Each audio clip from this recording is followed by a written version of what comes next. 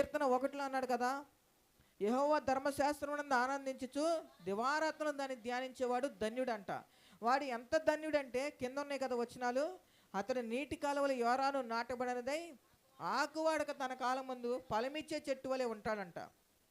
మనం గనక ఈ యొక్క వాక్యాన్ని ప్రియమైన దానిగా ఎంచుకుంటే, ఇష్టమైన వస్త్రాలు పదే పదే ఏ విధంగా వేసుకుంటామో, ఇష్టమైన ఆహారాన్ని పదే పదే ఏ విధంగా వండుకుంటా తింటామో, అలాగే మన వాక్యాన్ని కూడా ఇష్టమైన దానిగా మనం ఎంచుకొని ప్రతిదినం అలా ధ్యానిస్తా కనుక ఉన్నట్లయితే మనం ఎలా ఉంటామంట, ఫలించే వృక్షంలా ఉంటాం మనం.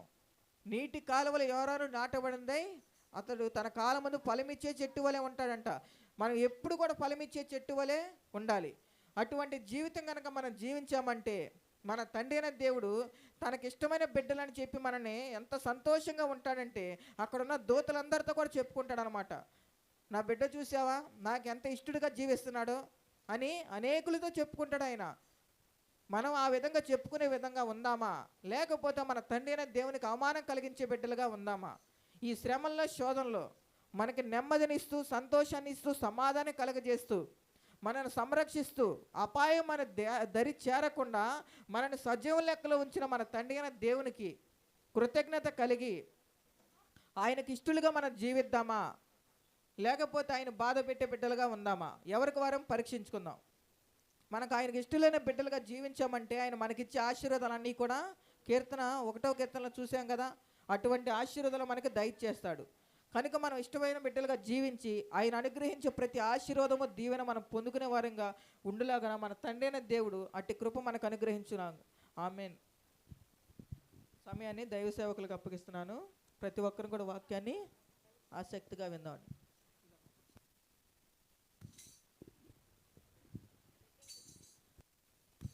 Praise the lord. Hallelujah, hallelujah. క్లియరా? మంచిది. మీ అందరికీ వందనాలు. రాఖీ పండుగ ఎంతమంది చేశారు? చేశారా? కట్టచ్చా మనం? అమ్మ చెప్పండి, రాఖీలు కట్టచ్చా? నేను మా పిల్లలు కట్టించుకుంటేనే ఒప్పుకోను. అది హిందూ సంప్రదాయం. తప్పులేదులే, అయ్యగారులే కట్టించుకుంటే తప్పులేదు. కానీ అయ్యగారులే కట్టించి మళ్ళీ పెద్ద ఫోజుగా దాన్ని ఫేస్బుక్లో పెట్టారు. అయ్యగారే స్తోత్రం చెబుదామా, మళ్ళీ వాళ్ళకి స్వీట్లు పెట్టి అవి పెట్టి ఇవి పెట్టి, బావో మంచిది పిల్లరా. చాలా విరోధంగా కొన్ని పరిస్థితులు జరుగుతున్నాయి. ప్రార్థన చేయండి. విజ్ఞాపన ప్రార్థనలు అనేవి ఎక్కడ జరుగుతాయి? అవునా? రోడ్డు మీద చేస్తారు ఎవరైనా? ఒక వాక్యం చూపిస్తాను, చదవండి. యెషయా గ్రంథం 37వ అధ్యాయం 13వ వచనం ఒకసారి చూడండి.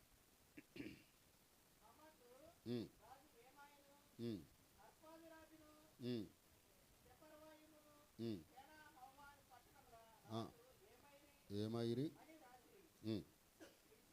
హిజ్కియా. అమ్మా ఎన్నో వచ్చిన అది చదవండి. హిజ్కియా దూతల చేతిలో నుండి ఆ ఉత్తరము తీసుకొని చదివి యెహోవా మందిరములకు పోయి యెహోవా సన్నిధిని దాన్ని విప్పి పరిచి యెహోవా సన్నిధిని స్తోత్రం చెబుదాం. ఇశ్రాయేలుకి సమస్య వచ్చింది. అమ్మా వినాలి, ఇశ్రాయేలుకి సమస్య వచ్చింది. అది హిజ్కియా దగ్గరికి చేరింది. దూత చేత వర్తమానం పంపినప్పుడు దూత చేతిలో ఉన్న కాగితం తీసుకొని విప్పి దేవుని మందిరంలో పరిచి దాని కొరకు ప్రార్థన. అమ్మా నా మాటలు అర్థం అవుతున్నాయా? హిజ్కియా ఎక్కడ ప్రార్థన చేశాడు? ఎంతమంది చేశారు? అయ్యో ఒక్కడేనా? మరి కొంతమంది ఏం చేస్తున్నారంటే 7 అంట వీధుల్లో కుర్చీలు వేసుకొని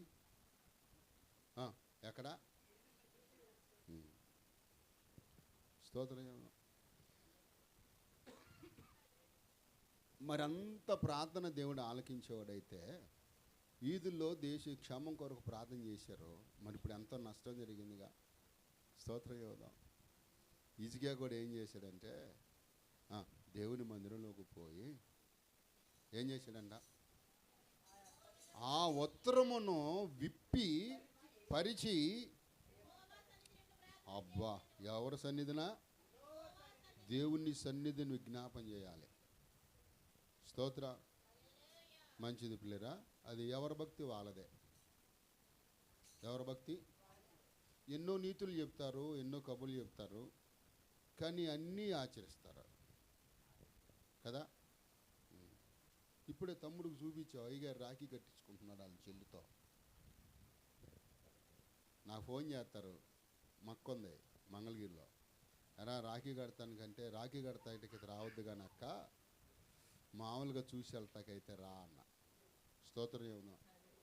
హల్లెలూయా. నేను ఎందుకంటే మనం క్రైస్తవులమే, మన దేవుని బిడ్డలం, అన్నిటిలో మనం అన్ని చేయదగినవే, కానీ కొన్నిటికి మనం దూరంగా ఉండాలి. మంచిది పిల్లరా. ఒకసారి రూతు గ్రంథం 3వ అధ్యాయం 15వ వచనం ఒకసారి చదువుదాం. రూతు గ్రంథం 3వ అధ్యాయం 15వ వచనం చదువుకున్నాం.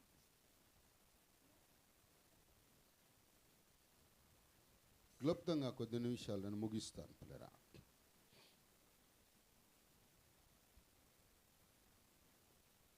నిన్న నీళ్ళపాడు వెళ్ళలేదు, ఎందుకంటే అక్కడ విశ్వాసులు ఫోన్ చేసి అయ్యగారు రావద్దు, చుట్టుపక్కల ఎక్కడ కూడా అసలు ఊర్లోకి రావడానికి ప్రవేశం లేదు, అన్ని వాగులు నిండిపోయినాయి అన్నారు. అమ్మ దొరకలేదా? ఉందా అసలు మన గ్రంథం, మన బైబిల్లో? మరి చదవరే, మరి ఎందుకని లైటింగ్ రాలేదా, లేదంటే వచ్చిన దొరకలేదా? 3వ అధ్యాయము 15వ వచనం.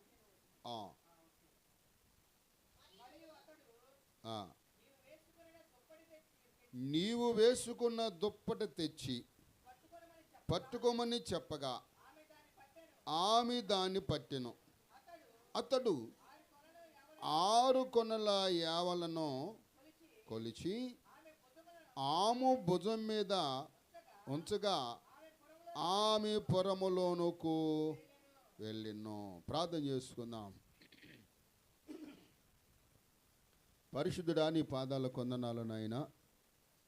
ప్రేమ నమ్మకైన మా తండ్రి, కొద్ది నిమిషాలు నీ సన్నిధి మాకు తోడుగా ఇచ్చి చదవనటువంటి వాక్య భాగంలో నుంచి విరిచి వడ్డించి సహాయం ఇచ్చామని, నీ కృప చూపి సహాయం ఇచ్చి అల్పునైన నన్ను నాయన నీ సెలసాటు మరుగుపరుచుకొని మాకు నాయన విరిచి వడ్డించమని యేసు నామములో అడుగుచున్నాము తండ్రి. ఆమేన్. మళ్ళీ ఒకసారి చదువుదాం. అయ్యా మరియు వద్దు, అక్కడ .com పెట్టాడుగా, అంటే దాన్ని ఏం చేయాలి? అది అక్కడ ఏం పెట్టాడు? అక్కడ మధ్యలో కామా, కాబట్టి దాన్ని అక్కడికి 14వ వచనం అయిపోద్ది. మరియు అతడు అన్నాడు కదా, నీవు వేసుకున్న దుప్పటి తెచ్చి పట్టుకోమని చెప్పగా ఆమె దాన్ని పట్టెను. అతడు 6 కొనల యావలను కొలిచి ఆమె భుజము మీద ఉంచగా ఆమె పురములోనికి వెళ్ళెను. స్తోత్రం. పులిరా, ఇక్కడ ఒక స్త్రీ మనకు కనబడతా ఉంది. ఎవరామె?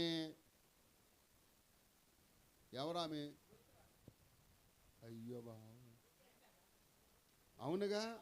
మరేంటి అనుమానంగా చెప్తారేంటి? ఏమంటే ఎంత అంటదా పాస్టర్ గారికి? రూతే. రూతు పొలంలోనంట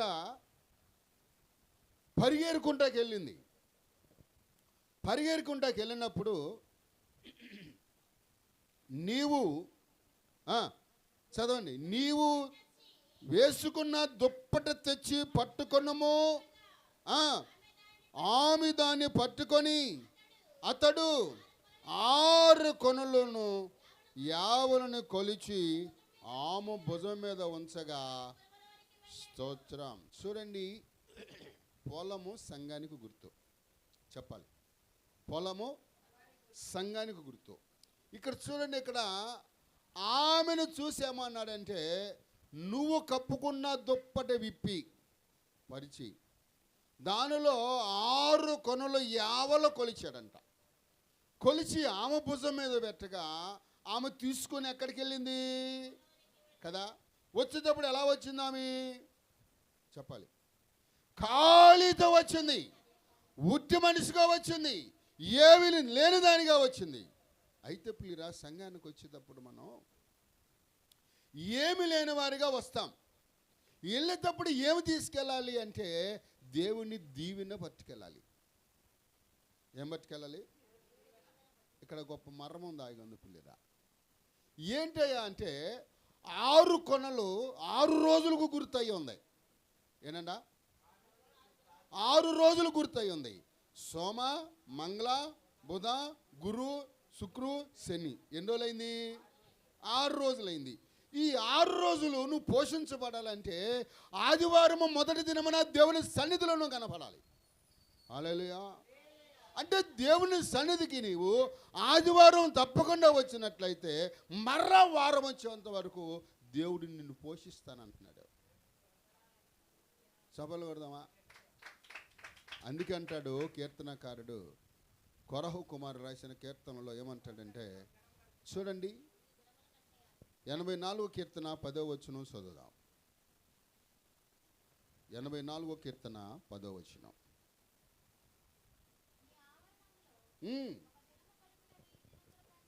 నీ ఆవరములో ఒక్క దినము గడపట కంటే 1000 దినముల కంటే శ్రేష్టమైనది. 6 కొనలు కొలిచిచ్చాడు. ఆమెని పోషించడానికి దేవుడు ఇష్టపడ్డాడు. ఎవరిమి? చూడండి, పక్కన గోధుమల పంట ఉంది. ఇంకా చూస్తే ప్రియ దేవుని బిడ్డలారా, మరి మనం చూసినట్లయితే ప్రియ దేవుని బిడ్డలారా, గోధుమ ఎంత ఖరీదు, ఎంత రేట్ ఎక్కువ ఉంటుంది ఏమండి. ఇంకా పక్క పొలంలో చూస్తేనంట వరి పంట కూడా ఉందంట. వరి పంటను విడిచిపెట్టింది, గోధుమ పంటను విడిచిపెట్టింది, యావల పంటను కోరుకుందంట ఆమె. స్తోత్ర. అంటే బోయోజు పొలములో రూతు దీవించబడింది. రూతు సంఘానికి గుర్తుగా ఉంది. బోయోజు ప్రభువైన యేసుక్రీస్తు వారికి గుర్తుగా ఉన్నాడు. ప్రభు చూస్తున్నాడు నువ్వు వచ్చావా లేదా అని. నీ ప్రవర్తన ఎలా ఉంది, నీ క్రియలు ఎలా ఉన్నాయి, దేవునికి ఏ విధంగా నువ్వు అర్పణ అర్పిస్తున్నావని దాన్ని చూసి దేవుడు ఏం చేస్తాడంటే మనకు కావలసిన ఆశీర్వాదాన్ని దేవుడు మనకే ఇస్తాడు. అందుకంటున్నాడు అక్కడ 6 కొనలు అంటే ఆదివారము మరలా వారం వచ్చేంత వరకు దేవుడు నిన్ను పోషిస్తాను అంటున్నాడు. ఎందుకు మనము దీవించబడట్లేదు అని అంటే, ఈ రూత్ అంట చూడండి, ఈ రూత్ ఎవరు అని అంటే పిల్లరా, ఒక అన్యదేశురాలు, ఒక అన్యురాలు. ఆమెకు స్తోత్రం చెప్పడం తెలియదు, అలీలు చెప్పడం తెలియదు. చెప్పాలి, ఏం తెలియదంట? మనకన్నీ తెలుసు. స్తోత్రం అంటాం, ఆత్రం అంటాం, ప్రభా నీకే నాకు అన్నీ నాకే ప్రభా అంట. స్తోత్రం చెబుదామా? కానీ అవేమీ తెలియదు. ఏమి తెలియకుండానే అంత పిచ్చదై వెళ్ళిందంటారా మోయాబు పొలంలోకి. బోయాజు పొలంలో ఆమె పరిగెరుకుంటాకి పిచ్చదై వెళ్ళిందా అంటే లేదు. ఆ పొలం ఆమెని ఆకర్షించింది. బోయాజు ప్రవర్తన, ఆ పనివారంట ఆమెకి ఎంతగానో సహాయకారులుగా ఉన్నారంట. చూడండి, కొన్ని విషయాలు మనం నేర్చుకుందాం. అదే రూతు గ్రంథం 7వ అధ్యాయం 2వ అధ్యాయం 7వ వచనం. ఆమె నేను కోయవారు వెనకకు వేరుకొనుటకను కూర్చుకొని దయచేసి స్తోత్ర. ఏంటంట? ఏమడిగింది? చూడండి, ఇక్కడ ఏమంటుందంటే ఆమె నేను కొయ్యవారు వెనకకును పనుల మధ్య ఏరుకొని కూర్చునకు దయచేసి సెలవిమని ఆమె అడిగెను. ఉదయమనే ఇది వరకు స్తోత్ర కొంతసేపు మాత్రమే. ఆమెన్, హల్లెలూయా. ఆమె చూడండి ఏమంటుందంటే, ఆమె కొయ్యవారితో వెనక నుండి పనుల మధ్యన ఏరుకొని కూర్చున్నటకు స్తోత్రం. అంటే దీని అర్థం ఏంటి? దేవుని మందిరములో ఉండటానికి నువ్వు ఇష్టపడాలి, దేవుని మాటలు వినటానికి నువ్వు ఇష్టపడాలి, దేవుని యొక్క వాక్యాన్ని విని నీ హృదయంలో సమకూర్చుటకు నువ్వు ఇష్టపడాలి. హల్లెలూయా. అక్కడ చూస్తే దేవుడు ఏమిచ్చాడు? బోయజు ఏమిచ్చాడంటే, ఆ మరలా వారం వచ్చేంత వరకు ఆమెను పోషించడానికి దేవుడు ఇష్టపడ్డాడు. 6 కొనలు కొలిచి ఇచ్చాడంట. ఇంకా చూస్తే పిల్లరా, ఇక్కడ ఆమెకి మొదటగా మనం చూసినట్లయితే ఆమెంట తన ఏరువారితో, తన పనివారితో కలుస్తుందంట. తన పనివారి మధ్యలో దేవుని యొక్క వాక్యాలు వినుటకు ఆమె శ్రద్ధ కలిగి ఉందంట. దయచేయ అని అడుగుతా ఉంది. అందుకంటాడు రోమపత్రికలో 10:7 ఒకసారి చూడండి.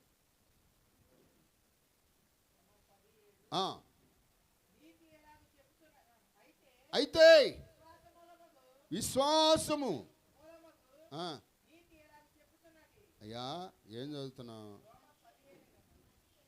10:17 పూర్తిగా వినపోతే అట్ట. వినుట వలన విశ్వాసము కలుగును. స్తోత్ర చెబుదా.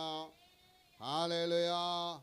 అయ్యా ఏరుకునే వారితో నేను వారి వెనక చేరి పంట కూర్చుకున్నటకు నాకు దయచేయి. వాక్యం వినుటకు, దేవుని మాటలు ఆయన యందు విశ్వాసము కలిగి ఉండుటకంట ఈమె చాలా ఆసక్తి చూపిస్తూ ఉంది. గొప్పగా ఆమెని దేవుడు దీవించడానికి ఇష్టపడ్డాడు. బోయోజు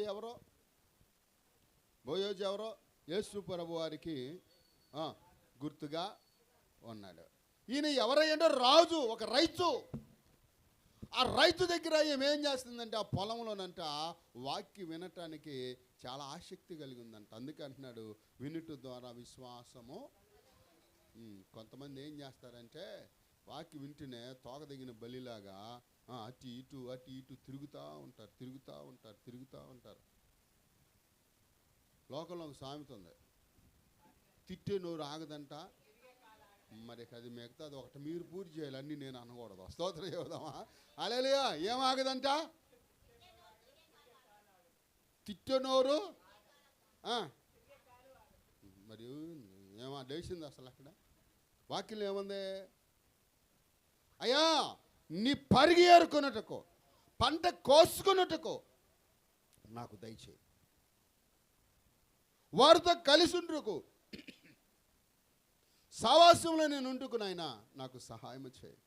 సవాసంలో ఐక్యత కలిగి ఉంటే నాకు నేర్పు నాయనా అని అక్కడ మనకు పాఠాన్ని నేర్పుతా ఉంది రూతు. ఐక్యత ఉందా నీకు? ఎక్కడన్నా ఏదైనా ప్రార్థన పెడుతున్నామంటే రాం మొత్తమా? ఐక్యత ఉందా? సమాధానం ఉందా? లేదు. ఈ రూతు మనకు నేర్పుతుంది, అయ్యా వెనక వారితో నేను పరిగెరుకున్నట్టుగా సహాయం చేయి. దేవుని వాక్యం మనం ఏరుకోవాలి. ఒకసారి అంట అబ్రహాము యొక్క సేవకుడు ఎవరో అమ్మా, అబ్రహాం సేవకుడు గుర్తుందా? అబ్రహాం సేవకుడు గుర్తు. ఇంకా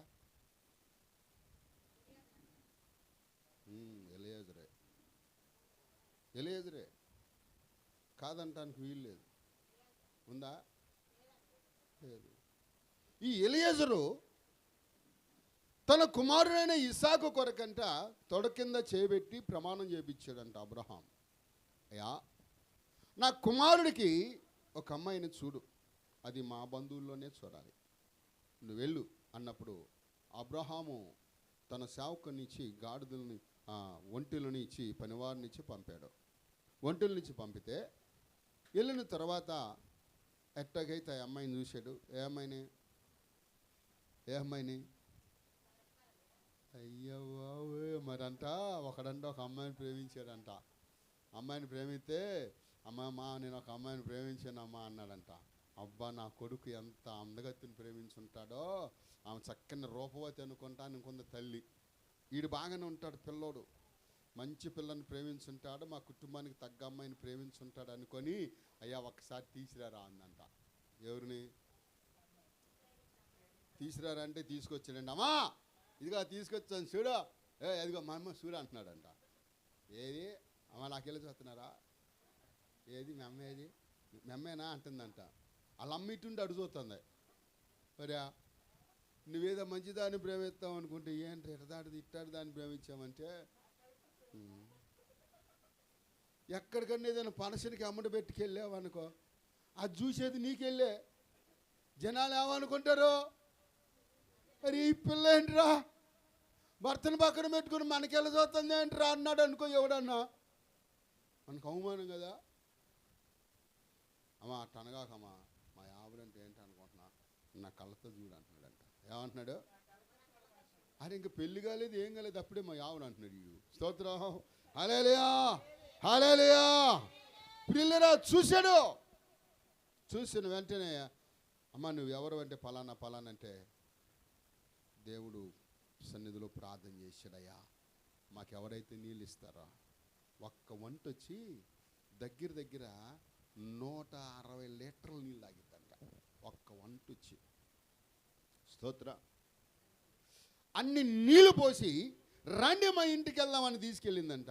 తీసుకెళ్ళినప్పుడు వెంటనే కూర్చోబెట్టాడు. వాళ్ళ అమ్మ నాన్న అన్నదమ్ములతో అందరితో మాట్లాడాడు. అయ్యా అమ్మాయి నీ ఎదుటే ఉంది నాయన అని చెప్పినప్పుడు అక్కడ ఏం జరిగిందంటే, సరే అమ్మా మరి నీ యజమానుడి దగ్గరికి నీ దాసుని అమ్మటి పడి వెళ్ళటానికి నీకు ఇష్టమేనా అన్నప్పుడు ఆమె అందే మీ ఇష్టం అని అందే. ఏమందే, ఇప్పుడు అట్టా ఏం లేదు నా ఇష్టం, ఇంటే వింటావా లేదంటే కాళ్ళు ఎరగొట్టం అంటావా. ఇప్పుడు అంతా రివర్స్. స్తోత్రం చెబుదామా, హల్లెలూయా హల్లెలూయా. ఇప్పుడంతా ఈ సెల్ ఫోన్లు వచ్చిన తర్వాత అందరూ పాడైపోయారు. ఆడపిల్లలే కానీ మగపిల్లలే కానీ అందరూ పాడైపోయారు. స్తోత్రం చెబుదాం. ఎవరిని తక్కువ ఉంచినేయటానికి లేదు. నిన్న జోరు వానలో పాస్టర్ గారు ఆయన ఏం చేసిరంటే, అయ్యగారు అన్న నువ్వు తోలుక బండి అన్నాడు. అయ్యా నీ బండి నువ్వే తోలు బాబా అన్నా. లేదు తీ బండి అన్నాడు. సరే బండి తీశాను. బండి తీస్తే నెలలో మేము మెల్లిగా వెళ్తున్నాం. జమ్మని వచ్చింది ఒక అమ్మాయి. ఓహో ఏమి ఎక్కడో బడి తట్టుంది వయ్యారం చూస్తుంటే అనుకున్నా. స్తోత్రం చెబుదామా. ఎదర పెద్ద గుంట ఒకటి ఉంది, చూడలేదు అమ్మగారు. వేలు పడింది వెళ్ళి, కుదిరింది తిక్క అనుకున్నా. స్తోత్రం చెబుదాం. సరే ఏంటి ఈ అమ్మాయి ఎంత అర్జెంటుగా వెళ్తుంది ఏంటి అని చూస్తే ఎదర హోటల్ దగ్గర ఏం కోసం ఒకడు ఎదురు చూస్తున్నాడు. ఆడు ఫోన్ మాట్లాడుతున్నాడు. హలో ఆగా వస్తున్నానని అంటుంది. మరి బాబోయ్ ఎంత భయంకరం. ఆమెమంది అడిగో మా బంధువులు ఉన్నారు వాళ్ళ ఇష్టం అన్నంత. సరే అమ్మా నీ ఇష్టం అని నువ్వు 1000 మందికి తల్లుబొవ్వునుగా కానీ దీవించారు. పెద్దల దీవిన చెప్పాలి. పెద్దల దీవిన జీవితాలను బాగు చేస్తుంది. స్తోత్రం చెబుదాం, హల్లెలూయా. అది లేకుండా నీ ఇష్టానుసారంగా ప్రవర్తించావా. ఈ రూతు యవనస్తురాలే, ఈ రూతు ఒక అన్యురాలు. దేవుని ప్రేమ తెలీదు, స్తోత్రం తెలీదు, ఆత్రం తెలీదు, ప్రార్థన చేయటం తెలీదు, బైబిల్ చదవడం తెలియదు, ఒక పాట పాడుతుంది. నీకు అన్నీ తెలుసు, నీ కుటుంబంలో ప్రార్థన చేసే వాళ్ళు ఉన్నారని కూడా నీకు తెలుసు. అయినా కూడా దేవునికి విరోధమైన ప్రవర్తన. అందుకే ఒక చోట అంటాడు, యవనుడా నీ యవన కాలమందు నీ ఇష్టం వచ్చినట్లు ప్రవర్తించము. ఎలా చేయాలనుకుంటున్నావు అలా చేయి, కానీ ఒక దినాన నువ్వు తీర్పులోనికి వస్తావనే సంగతి మాత్రం మర్చిపోమాక.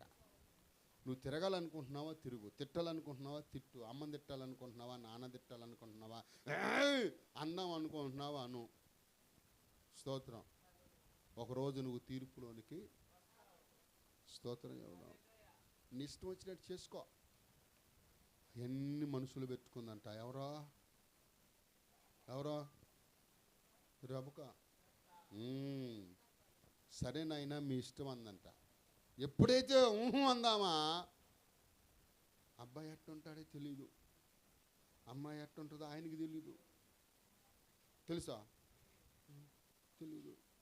ఇసాక్ ఎలాంటి వాడు ఈ అమ్మాయికి తెలీదు. ఎవరికే? రెబకమ్మకు తెలీదు. కానీ ఇష్టపడింది. ఇప్పుడు అట్ట కాదు.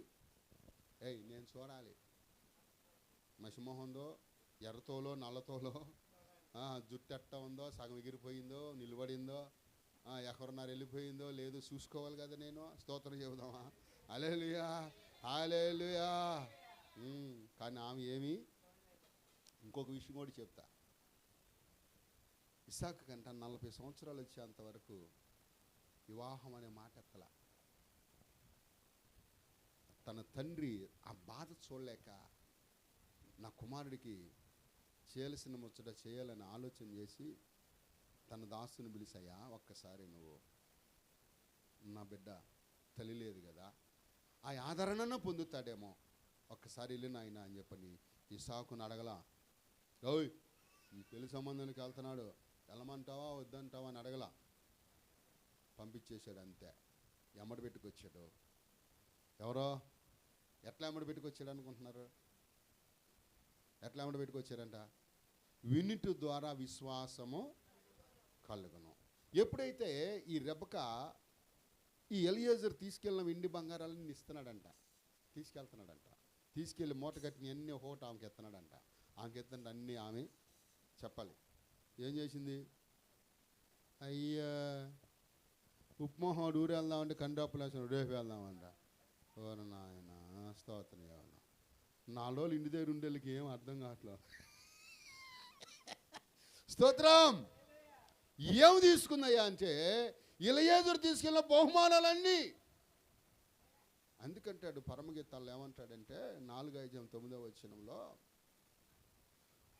4:5-9 వచనంలో, ఒక్క చూపుతో నా హృదయాన్ని వశపరుచుకుంటవి, నా సహోదరి నా ప్రాణేశ్వరి,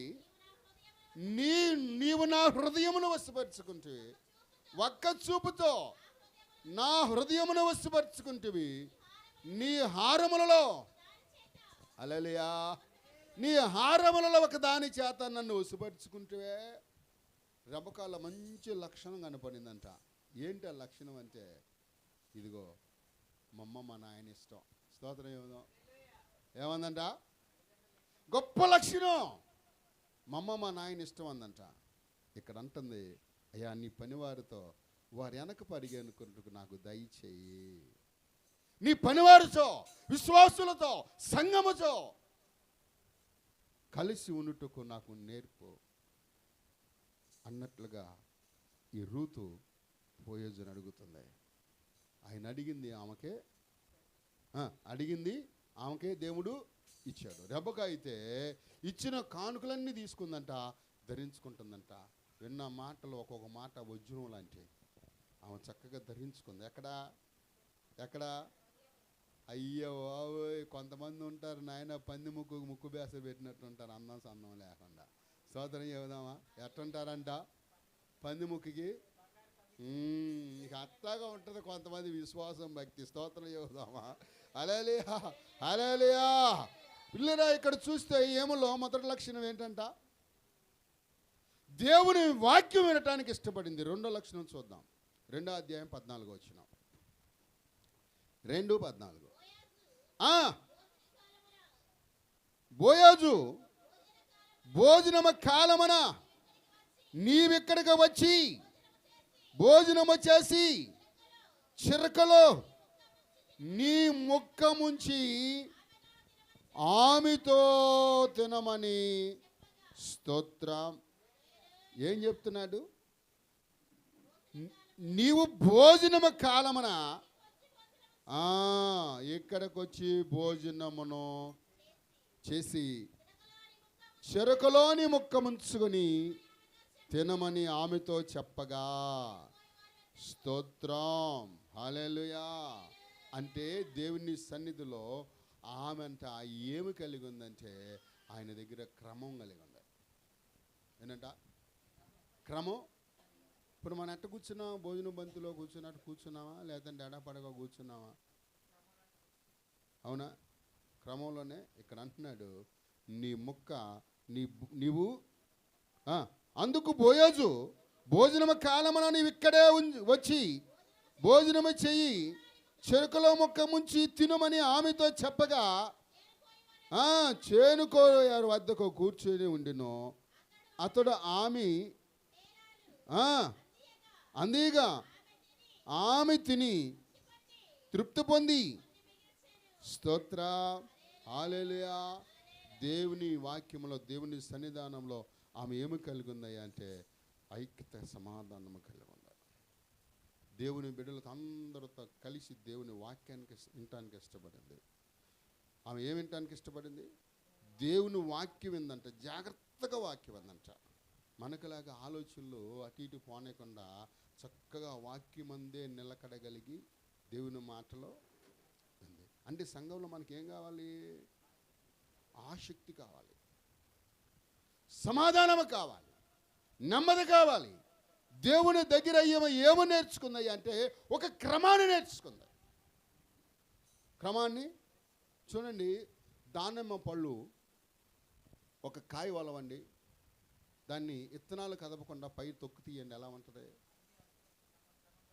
దాంట్లో దగ్గర 666 ఉంటాయంట విత్తనాలు లెక్కేస్తే. ఈ 666 దాన్ని టోరా అంటారు. యూదులకి అన్ని ఆజ్ఞలు, 10 ఆజ్ఞలే మనం పాటించలేం. అన్ని ఆజ్ఞలు మనం పాటిస్తామా? ఎన్ని ఆజ్ఞలు? 666 ఆజ్ఞలు ఉన్నాయంట వాళ్ళకి. ఆ పండును మనం తీస్తే, విత్తనాన్ని మనం తీసేదాకా అది రాదు. వచ్చిదా? రాదు. అయ్యంత క్రమం ఒకదాన్ని ఒకటి ఆనుకొని స్తోత్ర దాంట్లో హెచ్చు తగ్గులు క్రమము కలిగి దేవుని దగ్గర అంట అవి ఎలా ఉన్నాయంటే చక్కగా పిల్లరా అమర్చబడి ఉన్నాయి. ఈ ఋతులు కూడా అంటా ఉన్నాడు, ఇదిగో భోజనము టయానికి వస్తున్నావా? సమయానికి వస్తున్నావా? వాక్యం అయిపోయినా వస్తున్నాం. కొంతమంది చూడండి, అక్కలు కొంతమంది వస్తారు. ఇప్పుడు అయ్యగారు ఉండాలి, ఇప్పుడు ఆమె టయానికి వెళ్దామని అనుకుంటూ వస్తారు. స్తోత్రం చేద్దామా? హల్లెలూయా.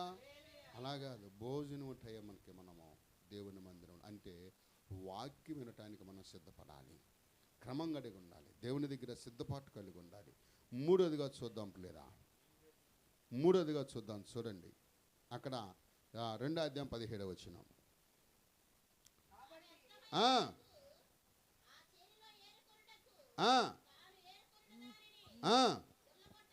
దుల్లగొట్టగా దాదాపు స్తోత్రం ఏమంట ఏం చేసిందంటే, కాబట్టి ఆమె అస్తమయం వరకు చేనులో ఏరుకున్న దానిని తను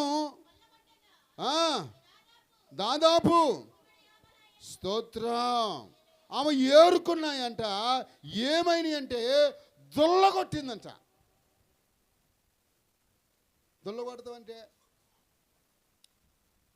దుల్లగొడతామంటే భర్తను కొడతామా? దుల్లగొడతామంటే భార్యను కొడతామా? స్తోత్రం చెబుదాం.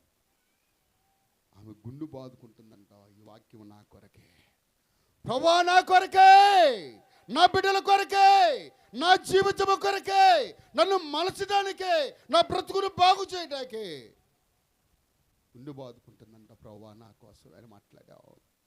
నా కొరకే ఈ మాటలు, నా జీవితంలో మార్పు రావాలి, నా బ్రతుకులో, నా ప్రవర్తనలో మార్పు రావాలి అని ఆమె దుల్లగొట్టుకుంటుందంట. స్తోత్రం చెబుదాం. ఒకసారి మేము ఒక ఊరు వెళ్ళాం, వెలగలేరు. పెళ్లి రోజుకి వెళ్తే సరే ప్రార్థన అంతా అయిపోయింది. అంతకుముందు జరిగిన సిచ్యువేషన్ వేరు. సరే వెళ్ళాము, ప్రార్థన టయానికి వెళ్ళి ఆయన చికెన్ తీసుకొచ్చి ఇచ్చాడు, అమ్మాయికి ఇచ్చి వెళ్ళిపోయాడు. దొర మళ్ళీ ప్రార్థన అయిపోయేదాకా కనపల్లా. ఏమేం చేసిందంటే పిల్లరా, ఎంతసేపు అన్నీ కోసుకుంది, కూరకి ఏం కావాలి అన్నీ కోసుకుంది. ఎంతసేపు చూసినా ఆయన రాట్లా. సరే అని చెప్పి నేనేం చేసిందంటే మెల్లిగా కొడవలు తీసిట్టంది, 4 తాటాకులు రాళ్ళని పెలపెలామంటున్నాయి. ఏంట్రా పెలపాలమంటుందని చూస్తే తాటాకులు ఇరిచి పొయ్యిలో పెట్టి మంట అంటించింది. నూనె కొంచెం సుయ్యి అంది. ఎన్ని తాటాకులకే? అయ్యేం పెద్దవి కాదు, చిన్న తాటాకులే. ఏం మంటరాలా. ఇక లాభం లేదనుకుందో ఏమాట చూసింది, ఆ తాళ్ళు కోసింది, 4 బొంగులు రాళ్ళని పట్టపట్ట ఇరిచింది, పొయ్యిలో పెట్టింది, కూర వండేసింది. అప్పుడు మేము అనుకున్నాం, ఈ అమ్మాయి మంచి భక్తిపరు రాలేరా. స్తోత్రం ఏమన్నా వాక్యులు ఏముంది, జ్ఞానవంతురాలు 3 రాళ్ళు. మరి ఇప్పుడు 3 రాళ్ళా జ్ఞానవంతురాలా? అవునా? సరే ప్రార్థన అయిపోయింది, మేము అన్నం తిన్నాం. బయట కూర్చున్నాం. నేను అన్నాను, అయ్యగారు ఏంటి మరి అన్నా. సరే అమ్మాయిని కూడా తిన్నాయి ప్రార్థన చేద్దాం అంటే నేను అన్నాను, అమ్మాయికి ఒక్కదానికి ఎడ చేస్తావా, వాళ్ళు పెళ్లి రోజు కదా, అబ్బాయిని కూడా రాని అన్నా, ఇద్దరు ప్రార్థన చేసి వెళ్దామన్నా. సరే అయ్యగారు అన్నాడు. సరే కూర్చున్నాం. ఈలోపు అయ్యగారు రోడ్డు కొలత వేసుకుంటూ వస్తున్నాడు. అప్పుడే చెప్పారంట గవర్నమెంట్, అరే పొద్దున్న రోడ్డు అంతా కొలత వేసి సర్వే చేసి పొద్దున్న మాకు చెప్పు అని అన్నారంట. సరే ఆ ఉద్యోగం ఇచ్చారు ఆడికి. వచ్చాడు, గబగా వెళ్ళాడు, అన్నం దగ్గర కూర్చున్నాడు. ఎట్టాగా పెట్టావా వాళ్ళకి అన్నాడు. ఏం రోగం రా నీకు, వాళ్ళు తింటే లేదు కానీ నీకు ఏం వచ్చింది అన్నట్ట. ఆడి ఈడే అరే ఒరే. దానికి ఈడేం చేశాడంటే మూల కందికంప ఈడే కట్టాడు కొత్తదే. కందికంప తెలుసుగా, కంది చీపురు తెలుసుగా, తెలీదా మీకు? కంది చీపురు తెలీదా? ఆయన ఈసారి కార్లు వేసుకొస్తా, నాకని చూపిస్తా మీకు. కందులు తెలుసా పోనే? కందికంప అంటారు దాన్ని. కందులు కంప, ఆ కంపతో కందులు పొలాలతోని చీపురు కడతారు. ఆ చీపురితో యమగొడులు కొడుతున్నాడు, లోపల దుల్ల కొడుతున్నాడు ఆ పిల్లనే.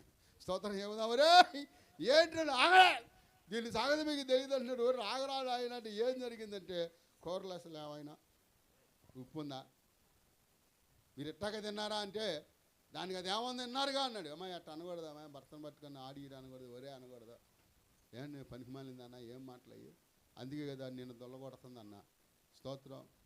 ఈ హోనం అయిపోయింది. మేము లోపలికి వెళ్ళేటప్పటికే మేము ఆగా అమ్మాయి అరే అందాన్ని పట్టుకొని అందుకే అటు దొల్లగొడుతున్నాడు ఆగు అన్న. స్తోత్రం. ఏమను మళ్ళీ పైపెచ్చి మేము వెళ్తే ఈడు అంటున్నాడు, అయ్యగారు దీని సంగతి మీకు తెలియదు, ఆగండి దీని దగ్గర బోలే పొగరుందని అంటున్నాడు ఆడు.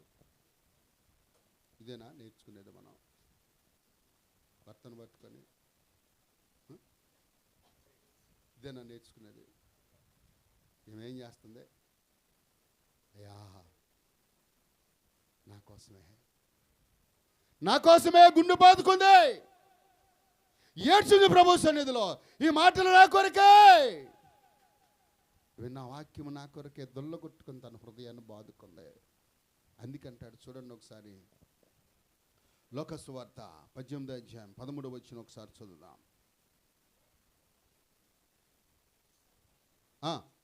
లోకసువార్త 18వ అధ్యాయం 13వ వచనం.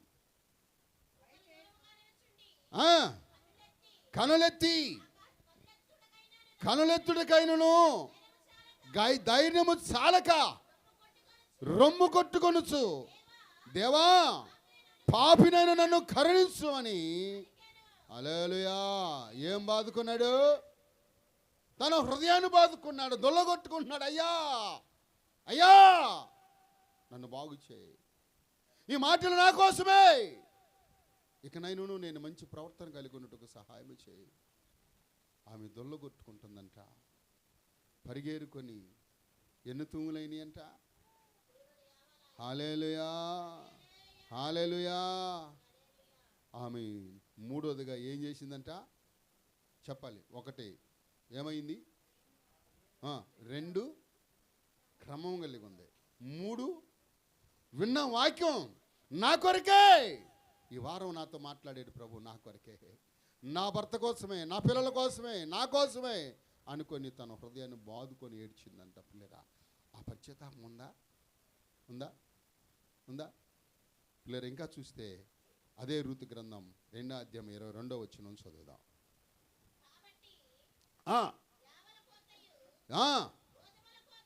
యవ్వల కోతయు గోధుమల కోతయు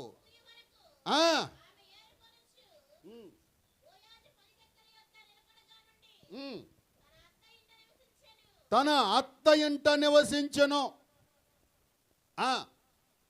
అయిపోయిందా? మళ్ళీ చదవండి. కాబట్టి యావల కోతయు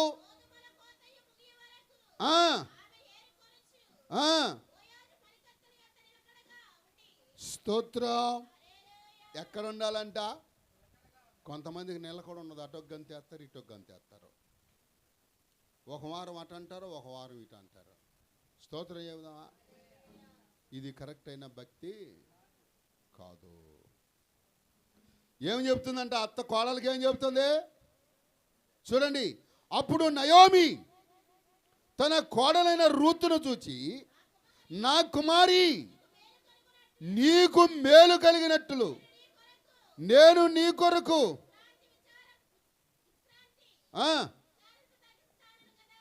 చూడండి 22వ వచనం, 2వ అధ్యాయం 22వ వచనం. అప్పుడు నా కుమారి అతని పనిగత్తులతో వేరొక చేనులోకి, స్తోత్ర, వేరే చేనులోకి వెళ్ళొద్దు, వేరే పొలంలోకి వెళ్ళొద్దు, వేరే సంఘంలోకి వెళ్ళొద్దు. పాట ఇవ్వలేదనో, ప్రార్థన ఇవ్వలేదనో, నాకు సరైన గౌరవం ఇవ్వలేదనో, స్తోత్రం. కొన్ని సంఘాలు అట్టకు పాడైపోతున్నాయి. మాకేదో చేయలేదు అయ్యగారు, నువ్వు వేరే పొలంలోకి వెళ్ళొద్దు. ఎంత గొప్ప పంటైనా, ఆడ వచ్చిన వాడు ఎంత పెద్ద సేవకుడైనా, మీ అయ్యగారి కంటే బాగా వాక్యం చెప్పినా నీ కాపరి కంటే గొప్పవాడు కాదు, నీ సంఘ కాపరి కంటే గొప్పవాడు కాదు. నువ్వు వేరే పొలంలోకి వెళ్ళొద్దు. గోధుమల పంట అయిపోయేంత వరకు, వరి పంట అయిపోయేంత వరకు, గోధుమల రేట్ ఎక్కువ, వరి రేట్ ఎక్కువ, యావల కొరకు నువ్వు ప్రయాసపడు, అక్కడే పరిగెరుకో, అక్కడ ఉండటానికే ఇష్టపడు. స్తోత్ర, హల్లెలూయా. ఒకసారి అమ్మాయిని పాడమన్నాను టైగర్. పాడమంటే అమ్మాయి పాడతావంటే పాడుతాను అయ్యగారు అందంట. పాడమ్మాయి అందంట. సరే ఆమె అంటుందంట, అందరికి ఇస్తున్నాడు అయ్యగారు పాట, నా హీట్ లేదని చెప్పి నలిగిందంట. సరే అయ్యగారికి ఆ నోట అయ్యగారి చెవులో పడింది. అయ్యగారి చెవులో పడిన తర్వాత ఏం చేశాడంటే, అమ్మాయి పాడమ్మాయి అంటే నిలబెట్టాడు. నిలబెట్టిన తర్వాత ఏం పాట పాడుతుంది ఆమె? యెహోవా నా బలమా అని ఎత్తుకుంటుందంట మహిమోహం వేసుకొని. కళ్ళజోడు తీయని అమ్మాయి దగ్గర కళ్ళజోడు బీక్కుంది. ఈ పాట రావట్లేదని ఇంకో పాట ఎత్తుకుందంట. నడిపించు నావా, గేరు పాడట్లా. కొత్తగా నేర్చుకున్నప్పుడు నాయన మరి మొదటి గేరేదో, రెండో గేరేదో, మూడో గేరేదో తెలియక నేను ఎట్ట ఇబ్బంది పడతానో, ఏం కూడా అట్టాకి ఇబ్బంది పడుతుందంట. స్తోత్రం చెబుదాం. ఇవన్నీ కాదు, ఏసాని గారు పాటల పుస్తకం తీయందంట. స్తోత్రం చెబుదాం. ఏంటిది అదే? ఏసాని గారి పాటలు బాగుంటే ఒక పాట పాడదాం ఇటు అని చెప్పి తీసుకొని, సరే పాడమ్మా అన్నాడంట. పాడమ్మని జ్యోతిమయుడా అని మనం పాడతాం. ఆ పిల్ల ఏమంటుంది? జ్యోతి మొగుడా నా ప్రాణ ప్రియుడా స్తుతి మహిమలు నీకే. పక్కనే ఉన్నాడు ఆయన. ఎవడే జ్యోతి మగుడు అనుకుంటూ వచ్చాడు. ఎన్నాలో జరుగుతుంది అయ్యారా మీ చర్చిలో జ్యోతి ఎగురా? అయ్యా ఉందా ఒక అమ్మాయి ఉందా? మీ ఆయనకు బుద్ధి లేదా? ఏం చేసిందా అంటే చూడా అని చెప్పని వెళ్ళిపోయి మొగుడు వెళ్ళి జ్యోతి మొగుడు మీద కేసు పెట్టాడు. ఎవరు మొగుడు మీద? స్తోత్రం. దెబ్బకి ఆ అమ్మాయి ఆ సంఘం మానేసింది. ఒడిపాడమన్న నిన్ను వచ్చిరాని పాటలో ఎట్టేదైనా పొరపాటు వస్తే గద్దిస్తేనో సంఘం మాంతావా? నీ ప్రవర్తన సరిగలేదని గద్దిస్తే, పాస్టర్ గారు వాక్యం ద్వారా గద్దిస్తే వేరే వైపు వెళ్తావా? ఇంకోసారి పాటలు పాడి అక్కడ పాటలు అయిపోయిన తర్వాత మళ్ళీ ఇక్కడికి వస్తావా? అందుకే అంటున్నాడు, వేరే పొలంలోకి నువ్వు నమ్మకంగా ఉండు. పాట ఇవ్వలేదనో, ప్రార్థన ఇవ్వలేదనో, పిలిస్తే ఎమ్మటయ్య గారు పరిగెత్తి మా ఇంటికి రాలేదనో, హల్లెలూయా. కొంతమందికి అది కూడా ఉంటుంది, కొంతమందికి అది కూడా. కానీ ఎవరు ఫోన్ చేసినా నేను ఆలస్యం చేయను. అమ్మ ఎప్పుడన్నా మీ ఫోన్లో ఎవరి ఫోన్లో ఎత్తకుండా ఉన్నాను ఎప్పుడన్నా ఈ రోజైనా? స్తోత్రం. అందుకే అంటుంది, బాధ కలిగిన, శ్రమ కలిగిన, ఏదొచ్చినా నువ్వు ఎలా ఉండాలంటే, నువ్వు ఆ పొలంలోనికి వెళ్ళకుండా మానద్దు. ఆ పొలంలోనికే వెళ్ళు. కష్టమైన, నిందైన, అవమానమైన అక్కడే నీవుండు. నీవు దీవించబడతావు, ఆశీర్వదించబడతావు. ఎందుకంటే వారమంతా కూడా నీకు పోషణ జరుగుతుంది దైవజనుడు ప్రార్థన ద్వారా. స్తోత్రం చెబుదాం. హల్లెలూయా. 5వదిగా చూద్దాం. చూడండి 3వ అధ్యాయం 3వ వచనం. త్వరగా నేను ముగిస్తాను. నీవు స్నానము చేసి తైలము రాసుకొని నీ బట్టలు కట్టుకొని ఆ కళ్ళములకు వెళ్ళము. అతడు అన్నపాములు పుచ్చుకున్నటకు చాలించే వరకు నీవు అతనికి మరుగై ఉండము చాలు. ఏనంట ఈ మాటను బట్టి మనకేమర్థమైంది అని అంటే, ఎక్కడికి వెళ్ళాలంట? అయ్యా చదువు, ఎక్కడికి వెళ్ళమంటుంది? తైలము రాసుకొని నీ బట్టలు కట్టుకొని ఆ కళ్ళమునకు వెళ్ళము అంది. ఏనంట మన అంతకుముందు ఎక్కడికి వెళ్ళమందే అమ్మ? వేరే పొలంలోనికి. పొలం వేరు, కళ్ళం వేరు. చెప్పాలి. కళ్ళం అని దేనంటారు?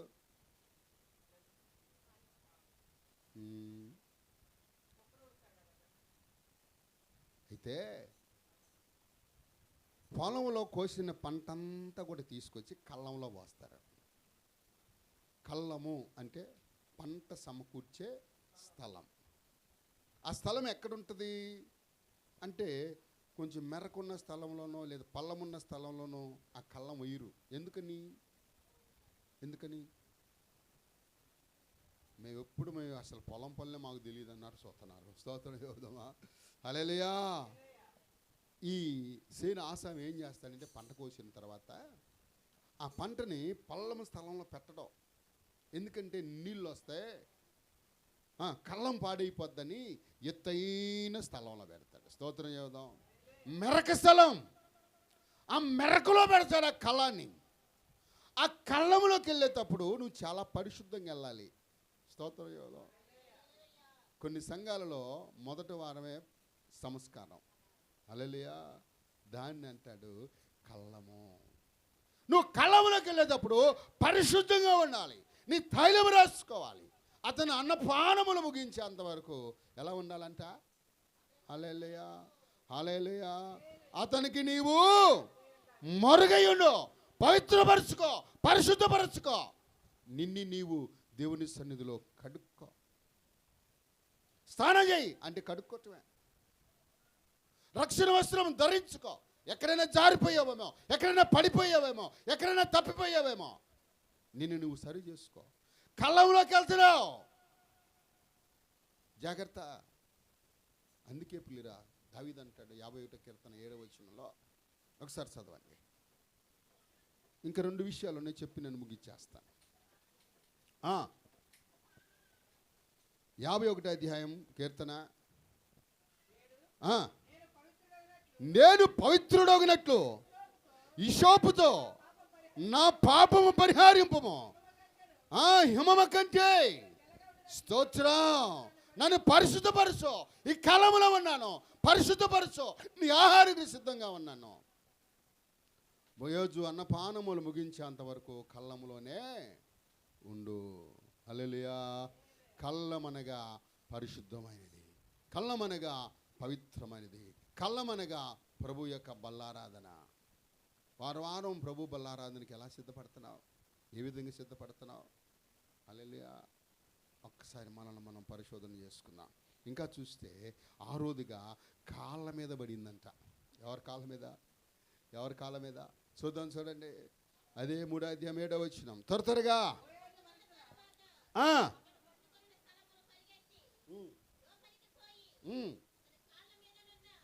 అతని కాళ్ళ మీదనున్న బట్ట తీసి, స్తోత్ర, ఆయన కాళ్ళ మీద ఉన్న బట్టను తొలగించంటే ఆయన పాదాల మీద పడిందంట. హల్లెలూయా.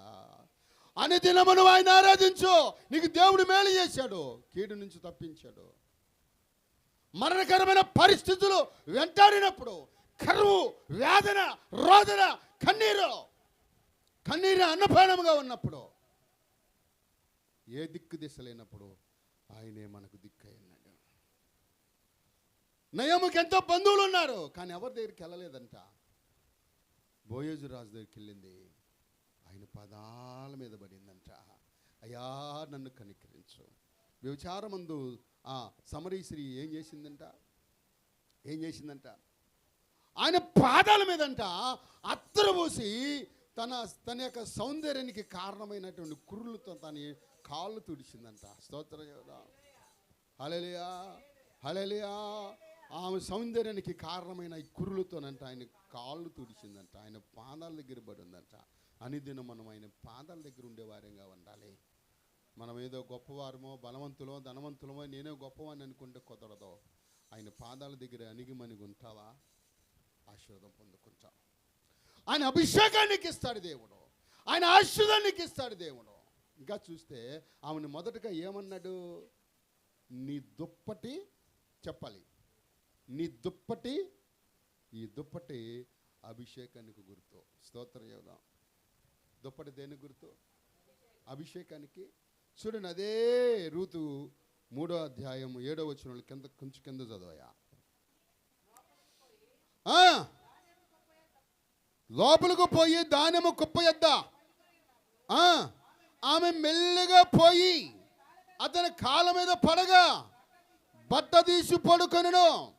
మధ్యరాత్రి ఉలికపడి తిరిగి చూసినప్పుడు ఒక స్త్రీ ఆయన కాళ్ళ దగ్గర పడి ఉండట. స్తోత్రం. ఆయన ఉలికపడ్డాడంట. ఎవరో బట్ట తీసి, దుప్పటి అభిషేకాన్ని గుర్తు. ఏలియా ఎలీషాలు ఇద్దరు దేని బిడ్డలరా, వాళ్ళిద్దరు ప్రయాణం చేస్తున్నప్పుడు ఏలియా ఎలీషాని అడిగాడు, అయ్యా నా కుమారుడు నీకేం కావాలయ్యా అంటే, నీ మీద ఉన్న ఆత్మ నాకు 2 పార్లు వచ్చినట్టు చేయి. స్తోత్రం. అయ్యా నేను వెళ్ళేంత వరకు అట్లాగే చూడన్నాడు. ఏలియా మీద ఉన్న దుప్పటి ఎప్పుడైతే ఎలీషా మీద పడిందో, అబ్బా, అభిషేకం అనేది ఎక్కడుందంటే దేవుని సన్నిధిలో ఉంది. తగ్గింపు దేవుని సన్నిధిలో ఉంది. పిల్లరా, ఆశీర్వాదం అనేది దేవుని సన్నిధిలో ఉంది. కళ్ళం విడిచి పొలం విడిచి వేరే పొలంలోకి వెళ్ళినంత మాత్రం నీకు ఆశీర్వాదం రాదు. నువ్వు నీ మీద అధికారులుగా, నీ మీద దేవుడు ఏర్పాటు చేసిన నాయకులకు నువ్వు నమ్మకంగా ఉంటే నీకు ఆశీర్వాదం. నీ మీద నియమించబడిన నాయకులకు నువ్వు నమ్మకంగా ఉన్నావా, ఇదిగో 6 కొనలో కొలిచిపోశాడు. మరలా ఆదివారం వరకు కొరత లేకుండా దేవుడు పోషిస్తానంటున్నాడు. ఈ భక్తి ఎలా ఉంది, నీ ప్రవర్తన ఎలా ఉంది? 7 కార్యాలు చూసాం. 7లో దేంట్లో మనం తప్పిపోయాం, మనం సరి చేసుకుందాం. పిల్లరా, కొంచెం ఆలస్యమైంది, ఏమనుకోవద్దు.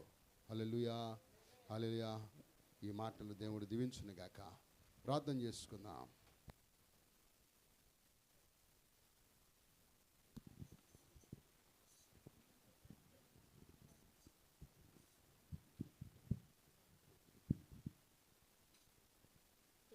స్తుతి స్తోత్రం ప్రభువా. నాయన మహాపరిశుద్ధుడ, మహాగణుడ, మహోన్నతుడ, నిత్య నివాసి, నీకు వందనాలు, స్తుతులు, స్తోత్రాలు చెల్లించుకుంటున్నాం ప్రభువా. తండ్రి నాయన, అయా నాయన తండ్రి యేసయ్య, దుష్టలంతయు ప్రభువా నీ కృపలో నీ ప్రేమలో దాచి కాచి కాపాడి ప్రభువా నాయన, అయా మాలో ఏ మంచి లేనప్పటికీ ప్రభు మీరు మమ్మల్ని ప్రేమించి తండ్రి నాయన యేసయ్య, అయా తండ్రి నాయన దేవా తండ్రి యొక్క 9 నెలలు ప్రవేశపెట్టినందుకే నీకు వందనాలు చెల్లించుకొనిచున్నాం ప్రభువా నాయన.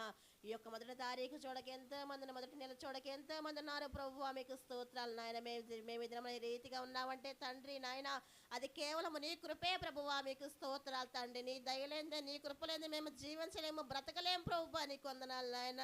అయా కేవలం నీ కృప ద్వారానే మేము జీవిస్తున్నాం ప్రభువా, మీకు స్తోత్రాలు నాయన. ఈ యొక్క మధ్యాహ్న కాల సమయంలో ప్రభువా నాయన యేసయ్య, అయ్యా నాయన ఆరాధనలో మీరుండి సహాయం చేశారు ప్రభువా నాయన. అయ్యా కీర్తన భాగంలో మీరుండి సహాయం చేశారు తండ్రి నాయన. అదేవిధంగా ప్రభువా నాయన అనే చెప్పిన మాటల కొరికే నీకు వందనాలు ప్రభు. మీ దాసు నీ పక్షము నిలబెట్టుకొని ప్రభు చెప్పిన మాటల కొరికే నీకు వందనాలు తండ్రి నాయన. అయ్యా అన్నయ్య ఇంకొన బలపరిచిన ఆయన బలంగా వాడుకొని సహాయం వచ్చే తండ్రి నాయన. అనేకమైన చోట్ల బలమైన సాధనంగా మీరు వాడుకొని సహాయం వచ్చే మీ చేతిలో సాధనంగా వాడుకోండి ప్రభువా, మీకు స్తోత్రాలు నాయన. అయా వాహనం పట్ల మీ కృప మీకు కాపుదల దయచే తండ్రి నాయన. అయ్యా అన్నయ్య చేసిన సేవను మీరు దీవించండి, ఆశీర్వదించండి ప్రభువా. నా వదిన పట్ల మీ కృప మీకు కాపుదల దయచే తండ్రి నాయన. అయా కుమారుల పట్ల మీ కృప మీ సన్నిధి ఉంచి సహాయం వచ్చాయి నాయన. అయా రాకపోకల్లో తోడుగా ఉండి సహాయం వచ్చాయి నాయన. అయా వాహనాల పట్ల మీ కృప మీ కాపుదల దయ